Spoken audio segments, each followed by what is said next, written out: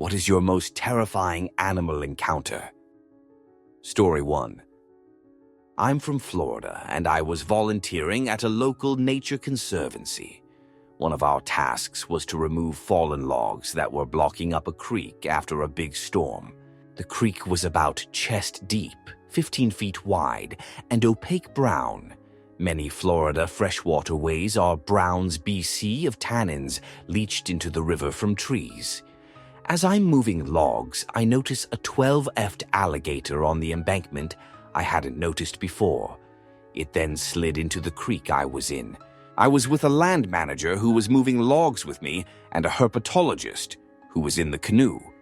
I asked them what to do, and they responded, "Well, some logs aren't gonna move themselves, and that gator's probably just trying to get away from us." Still, spending 30 minutes in a creek you can't see anything, knowing there's an alligator lurking near your feet. Moving logs, which look like fudge alligators, was one of the most nerve-wracking things I've ever done. Edit. Definitely didn't expect this to blow up. I've told this story a million times, and it usually gets a, that's wild reaction. But most of my co-workers and many of my friends are natural resource workers, so they're used to this stuff. Story 2. I've been woken up by a bear sniffing my head once. Was cowboy camping, no tent, in Lyle Canyon in Yosemite once, when I hear something sniff right next to my head. My sleep-addled brain thinks it's a ranger on a horse telling me to move my camp. Had hiked about 20 miles that day. You have to be at least 4 miles into the canyon to camp, and I wasn't 100 sure I'd made it far enough since it was dark when I set up camp. Anyways, I say, just 1 second. Sit up, grope for my flashlight, and turn it on to see a black bear a couple feet away. I holler, he tears off. I get out and empty my bladder and try to fall back asleep until I hear him coming around again. I make a bunch more noise, decide I'm not getting any more sleep, break camp, and slowly night hike until the sun rises. Story 3. When I was 12, a young stallion decided he wanted to play with me and almost eliminate me. He kicked and bit me and tried to trample me. He was my pet and was only treating me the way he'd treat a peer. I even knew that while it was happening. I made a huge mistake by turning my back on him while he was playful. He bit me and pulled me down, knocked me down a couple of more times with a forefoot when I tried to get up, reared up over me to stamp me a couple of times too. Still have the scar on my leg, and that was a long time ago. Literally pissed myself during. My dad basically saved my life by chasing him off. His response was, "That was close. What did you learn?" Answer, can relate. I got charged by a Shire stallion who was in full play mode. Thankfully, my horse, who I had a very strong bond with, grabbed my jumper and tucked me behind him, whilst he stuck his ears back and reared and struck out as a warning at this Shire. The Shire ended up skidding past and flybucking before going off and annoying someone else.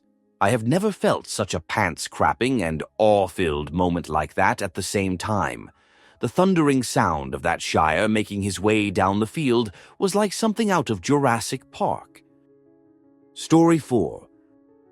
At the time, I was working until 1 a.m., so I wouldn't get home until 2 or so. I opened the door to the house and felt what I thought was a breeze come by my leg. I don't really pay attention. Walk over to my desk, put my keys down, and turn the light on.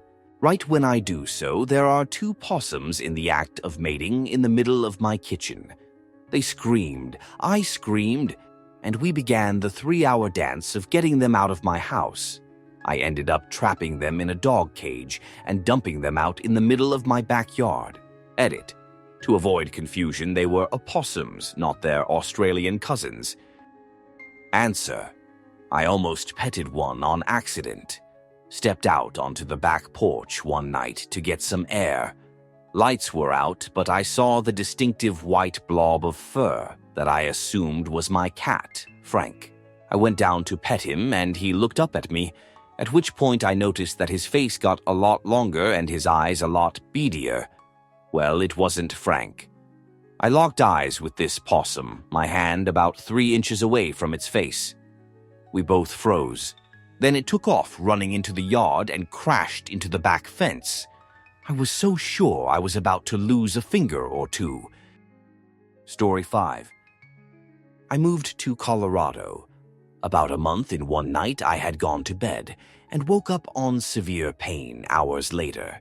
I felt nausea, throbbing pain around my abdomen, my muscles, and back ached. I turned on the lights and I had in my sleep rolled over a black widow spider and crushed it to passing, which at some point had bit me. Its carcass lay in my bed.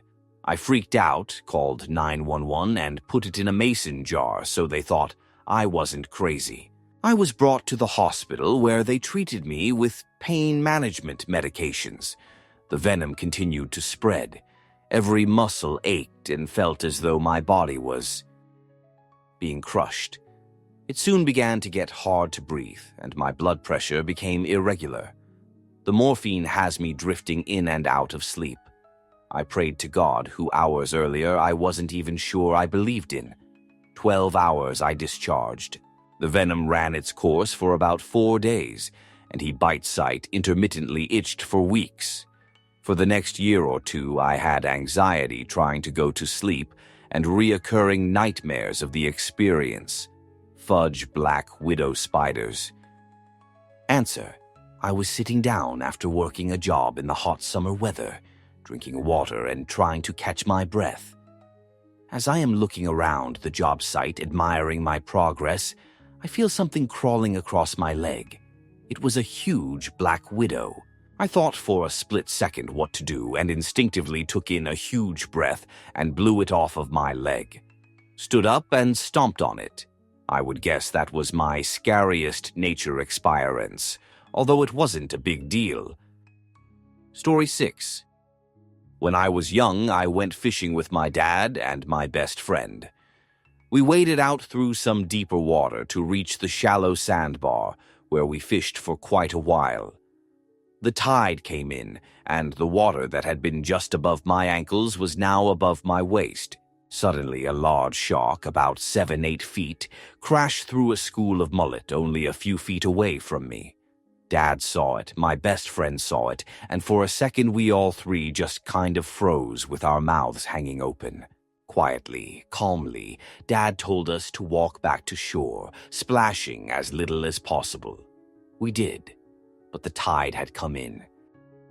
And I wasn't as tall as the other two guys. The deeper water between the sandbar and shore reached their chests, but I could hardly keep my head above water while my feet barely bounced along the bottom, and I struggled to hold my fishing rod up out of the water.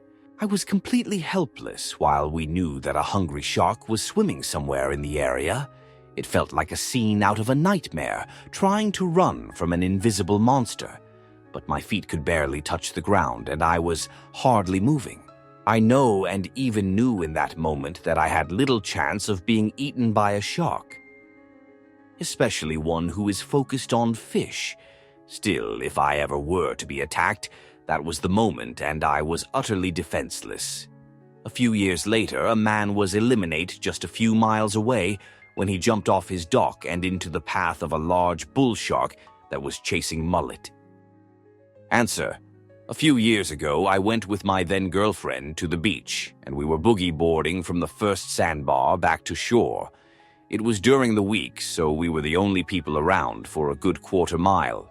So while she was riding a wave back to the shore, I was looking away towards the ocean to try to read the waves and see which upcoming one would be good one to take back to shore. That's when I saw the fins of a shark about 20 yards from me.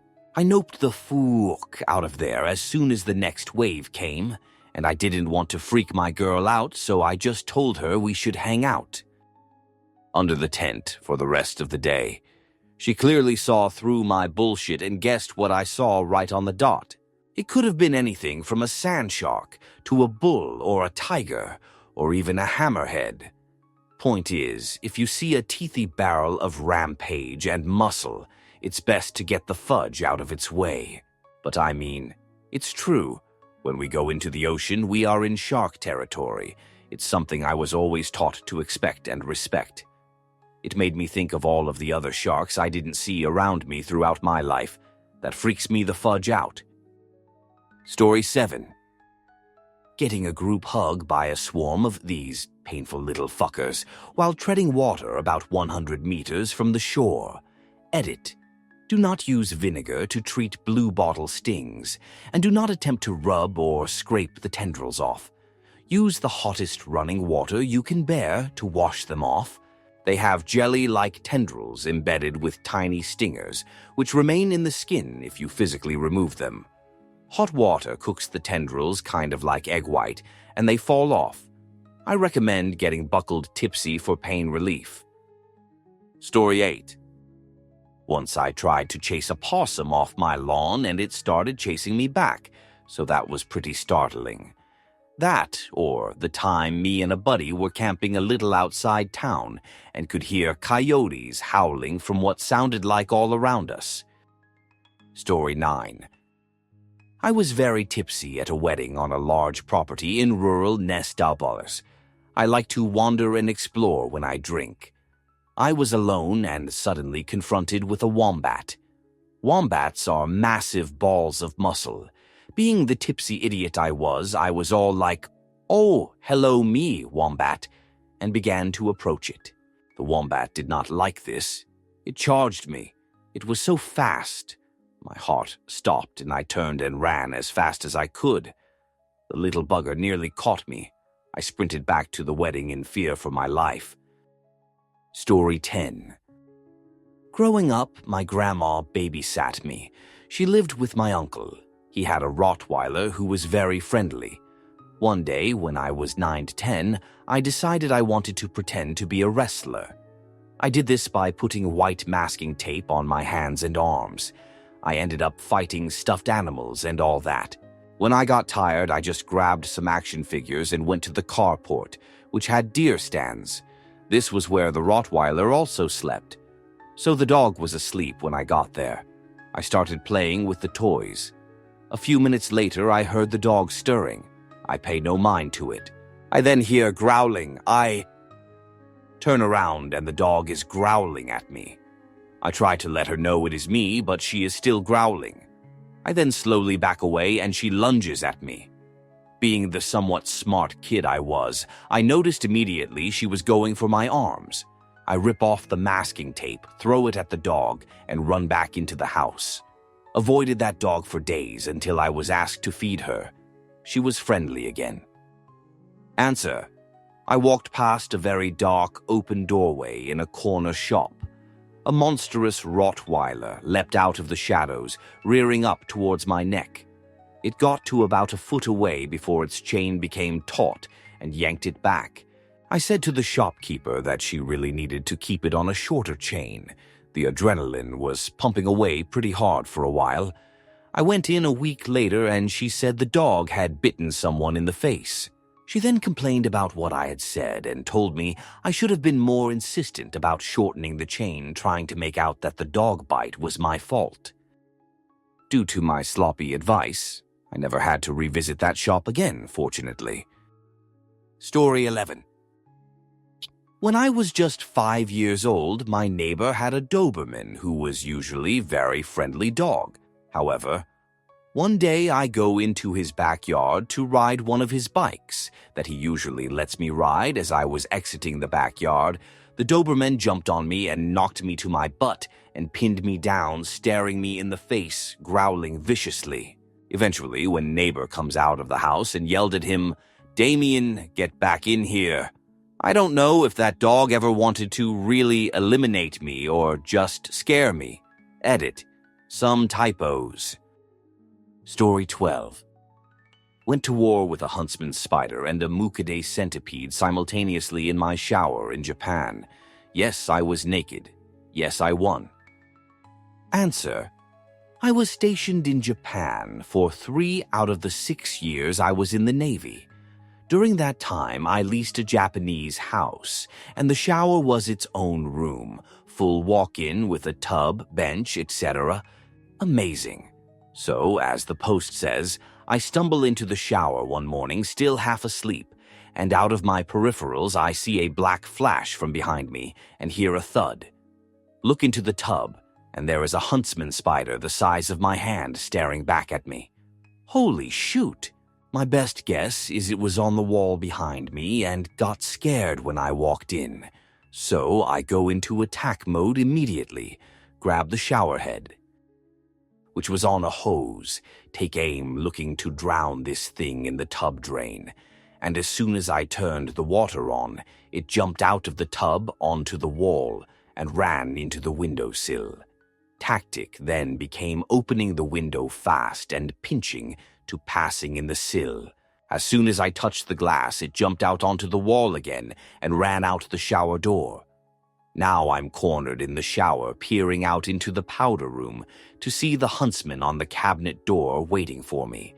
Sneak to the front door of the house and grab a flip-flop, come back to the powder room and wing the flip-flop at the spider. Hit it, wound several of the legs, but do not eliminate it. It runs out of the bathroom and underneath the stairs, much slower than it was moving prior. Feeling confident that spider is cornered under the stairs, I grab a can of bug spray and move in to finish it. Looking closely under the stairs, it was a hollow staircase where you could see through the gaps between steps.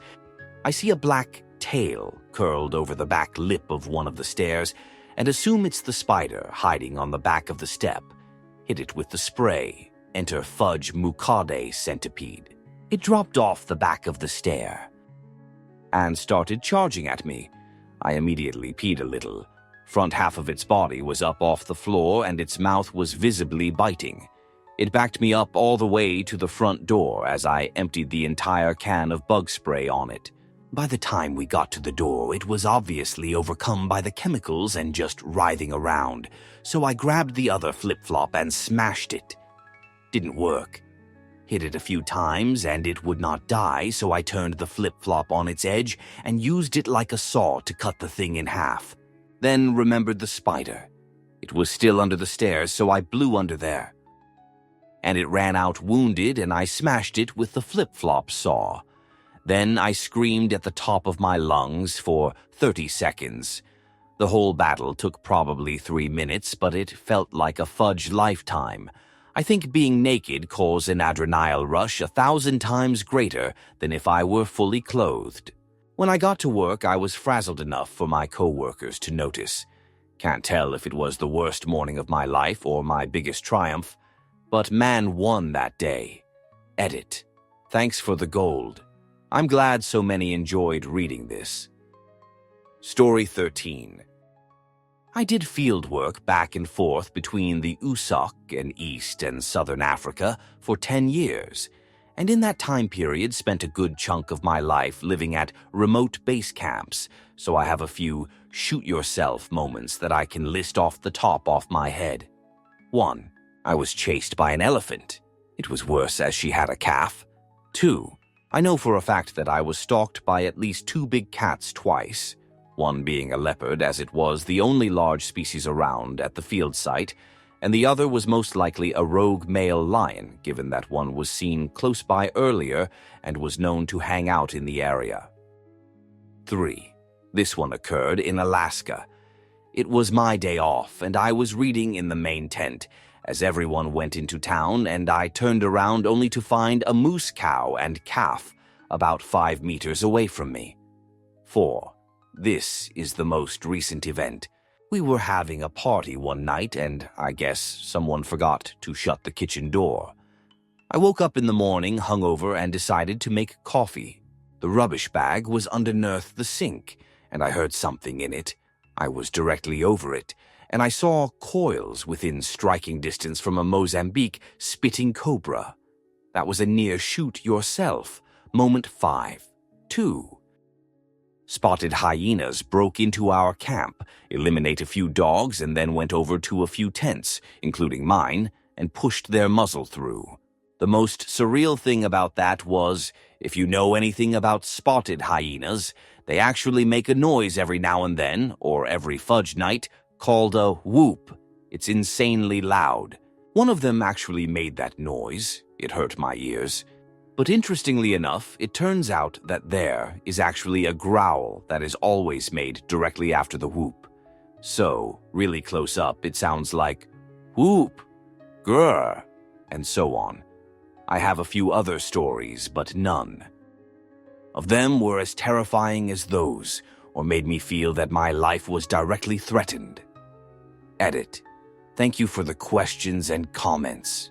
However, I am about to head out to the pub to meet up with a few friends on this very rainy Easter Monday, so I will try to respond to as many as I can when I get back.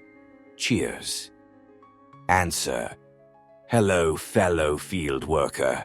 I was studying orangutans deep in the Bornean rainforest, 3 days' travel from the nearest town.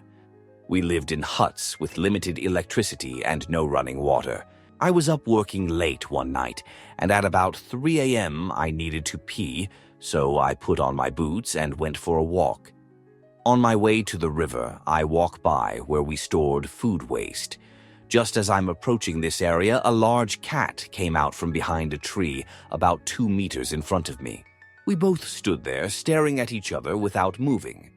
I wasn't afraid, I was just trying to identify it, as there are a lot of different cats in that area. I reached to my pocket and got my headlamp out. When I turned it on, the cat turned and ran away. And no sooner did it run than I near shat myself in fear.